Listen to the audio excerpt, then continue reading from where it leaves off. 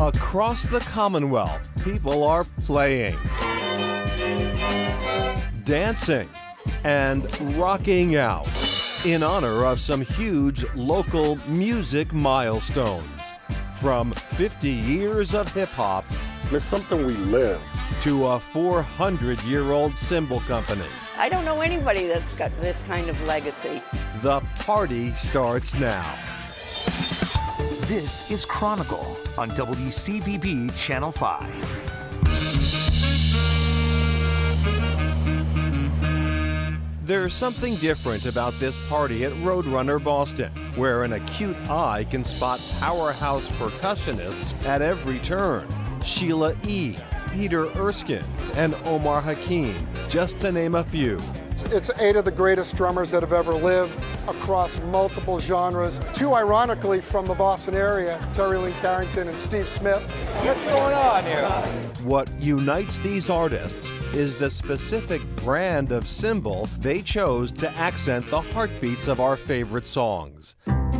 Its origin reads like a fairy tale that starts in 1618 when Avitus, a Turkish alchemist, first tried to transform metal into gold for a sultan. I won't ask you to go through all 400 years of history, but tell me some of how this all began.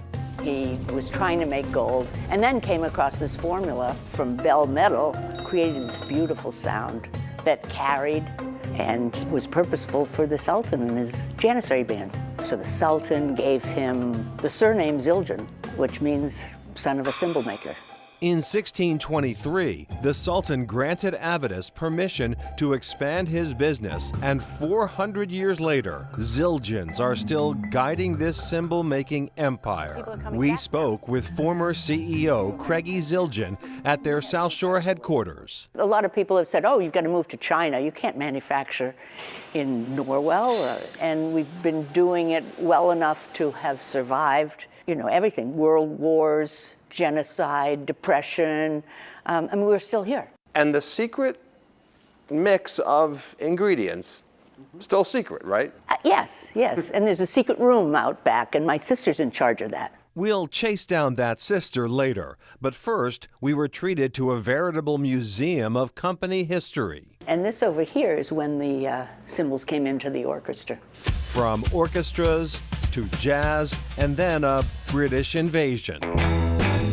But it really kicks off with Ringo. Really? 1964, Ed Sullivan Show. Everyone wanted to be a drummer, and just orders skyrocketed. One of those orders may have been for a young jazz musician in Brockton, Steve Smith. All of my favorite drummers played Zildjian. By the time I was able to save up some money, delivering the Brockton Enterprise door to door, I bought my first Zildjian ride cymbal and pair of hi-hats in 1967. 10 years later, he would become the lead drummer for Journey, though he never strayed far from his jazz roots. I mean, if you look at the original rock drummers, they all came from jazz. Zildjian has long prided itself on close relationships with artists, adapting or creating many of the cymbals used in the modern drum kit.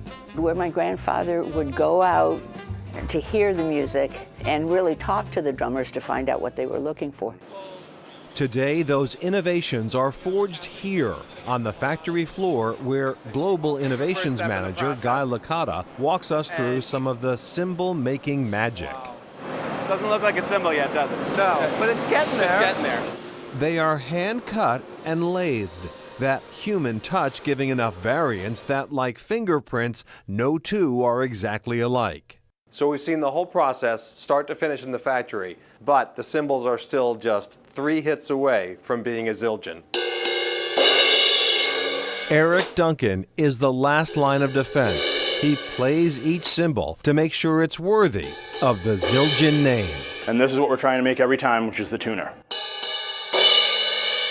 Rings a lot better, fills the room a lot better, sounds a little bit more musical. Do you get ones that are like, oh? I actually have a pile right here that were all like that. It's not supposed to do that. If they don't sound right, then we chop it up and try it again. Those that make the grade become a part of this company's 400-year history, like that secret medal formula, which, back at this celebration, we try one last time to get from one woman who knows, Debbie Zildjian. Absolutely not.